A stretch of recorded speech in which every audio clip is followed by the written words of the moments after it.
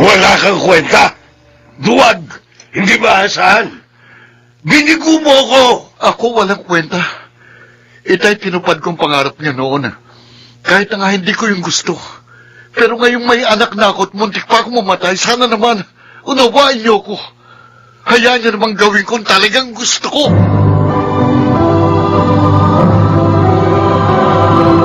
Handog ng DZRH ang dula sa kanyang panahon.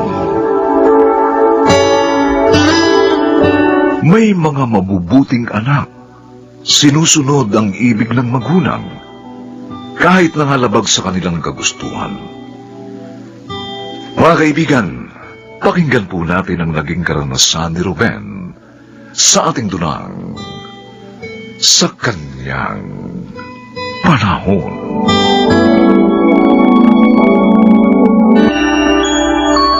Paging Dr. Rosario, please proceed. Ruben, salamat sa Diyos. Ligtas ka na, pare. Please proceed to the emergency. Muntik na akong mamatay, Anton. Ano nangyari sa tatlong kasama kong napalaban? Patay na sila. Ikaw lang ang nakaligtas sa inyong apat. Oh, Diyos ko. Sabi ni Commander, ilang araw ka magpapahinga dito sa ospital.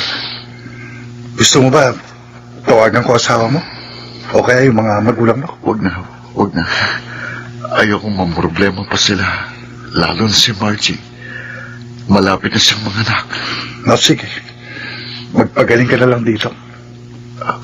Anton, kapag malakas-lakas na ako, uuwi na ako sa amin. Mag-resign na ako sa pagkasundalo. Ano? Sigurado ka bang yan ang gusto mong gawin? Oo.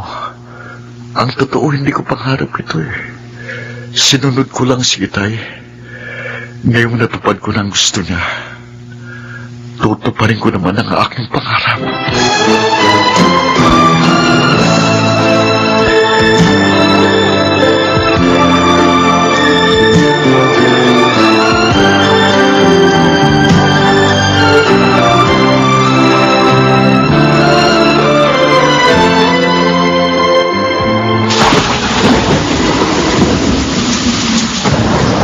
Nelda, samahan mo na si Margie sa evacuation center. Ako na ang bahala dito sa bahay. Oh, pero sumunod ka doon, ha? Huwag kang paiwan dito at mahirap na. Ako ano mangyari sa iyo? Oo, susunod ako. Alam ko namang mas malakas ang bagyong to eh. Si Margie ang alalayan mo. Dapat mo siyang maialis na dito habang hindi pa baha. Alalahanin mo, kabuhanan na niya. Alam ko. Ayoko rin naman dito siya abutin ng panganganak eh. Wala pa naman dito ang anak nating si Ruben. Alam mo, minsan naiisip ko, dapat hindi na lamang nagsundalo ang nag-iisa nating anak. Huwag mong sabihin yan. Natutuwa nga ako tinupad ng ating anak. Ang pangarap ko noong araw.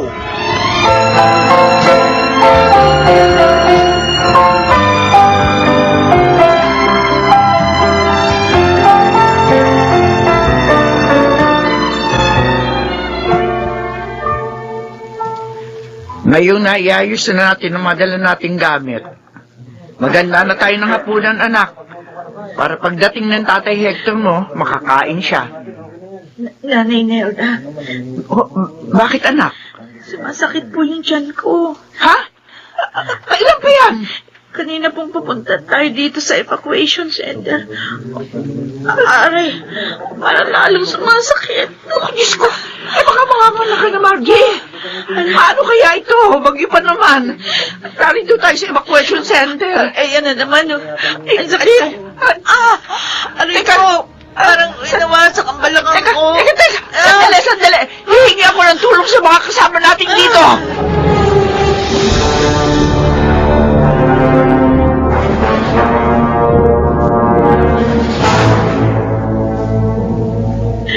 Kumusta ka na, Margie? Ito, nakapanganak rin kahit bumabagyo.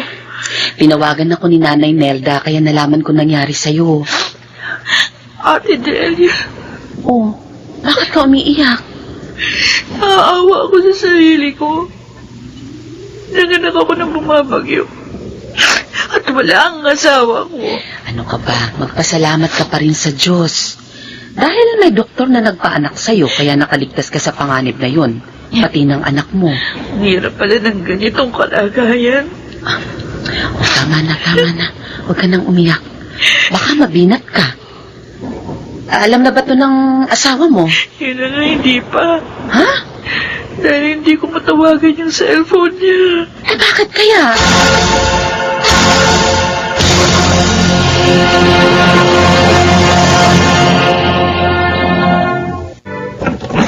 Margie, Ruben, nanganak ka na?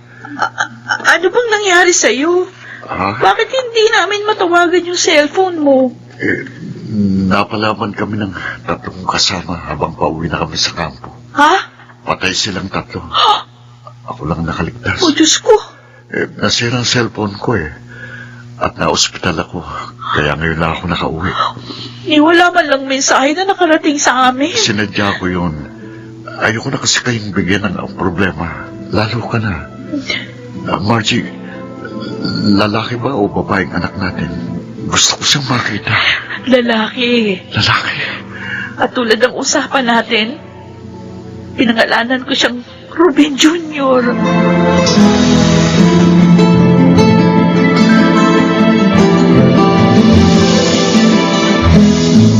Ano?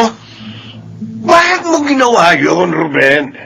Hindi ka man lang nagsabi sa akin. Itay, muntik na po akong mamatay. At ayokong maulit pa yun. Kawawa naman ang mag-ina ko. Kaya umalis na ako sa serbisyo. Wala kang kwenta. Duwag, hindi maasahan. Binigo mo ko. Ako walang kwenta. Itay, tinupad kong pangarap niyo noon. Kahit nga hindi ko yung gusto. Pero ngayong may anak na ako at muntik pa akong mamatay. Sana naman, unawain niyo ko. Hayaan niyo naman gawin kung talagang gusto ko. Matigas ang ulo mo. Umalis ka na rito. Itay, Magsarili na kayo!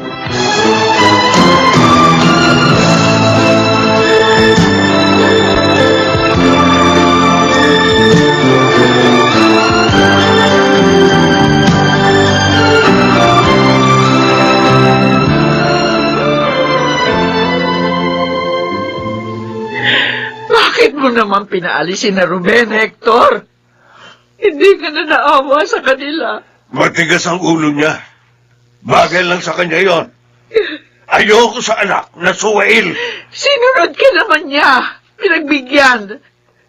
Pero hindi na niya kaya. Bakit ba hindi mo matanggap yun? Tama na. Dahil ba doon, itatakwil mo na siya?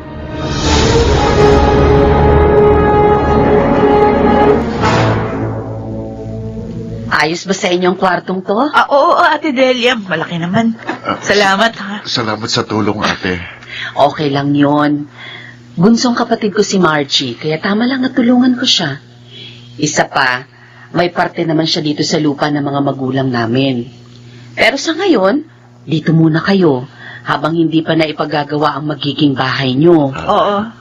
Mabuti na rin ang paglipat nyo, dahil dito hindi kayo babahain. Mahirap yung tuwing bagyo, binabaha kayo. May baby pa naman kayo. Salamat talaga, Ate. Oh, Ruben, Ate, anong balak mo ngayong wala ka na sa pagkasundalo? mag-a-apply ako ng trabaho. Licensed teacher naman ako Gusto kong gamitin yon. Ay, oo nga. Tama. Yun ang gawin mo. Bakit napabuntong hininga ka? Sana lang dumating ang panahon na mawala ng galit sa akin ni Itay. Para mangyari yon, ipanalangin nyo. Maging ang kinabukasan ninyo dito.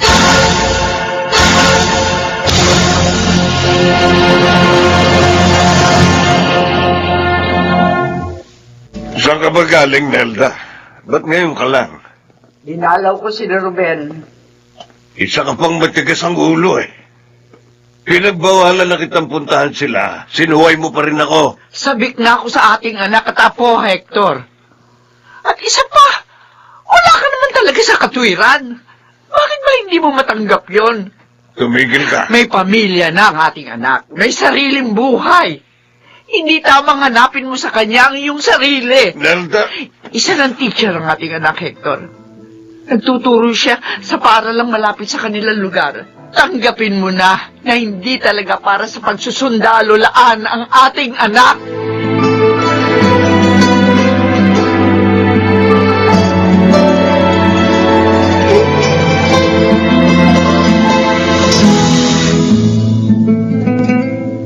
Ruben, handa ng regalo natin kina Inay at Itay.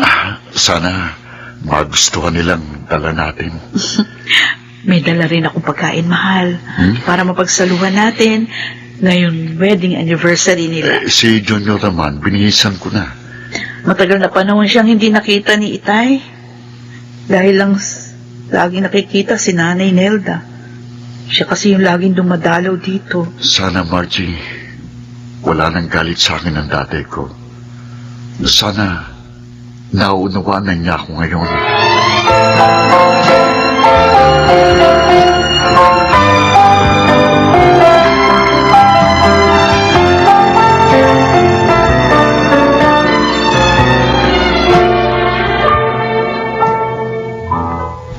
Tay, Ruben, happy wedding anniversary po sa inyo ni Inay.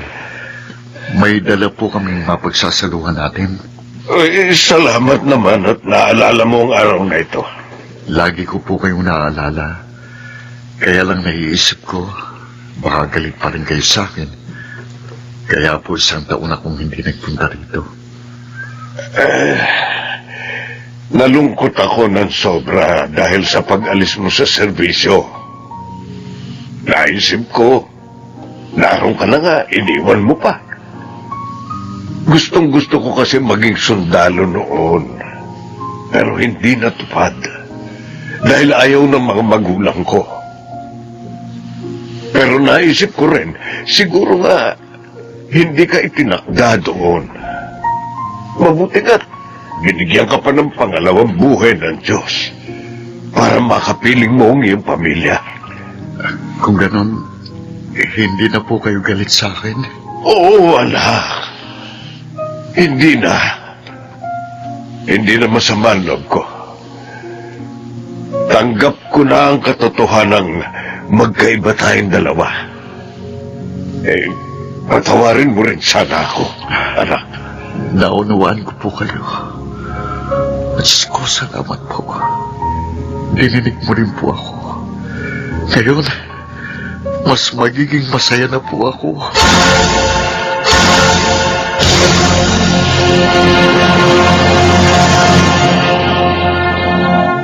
Magkakaiba ang anak at magulang. Ito ay dapat tanggapin ng bawat isa upang di maging hadlang sa kanilang maligayang samahan sa kanyang panahon.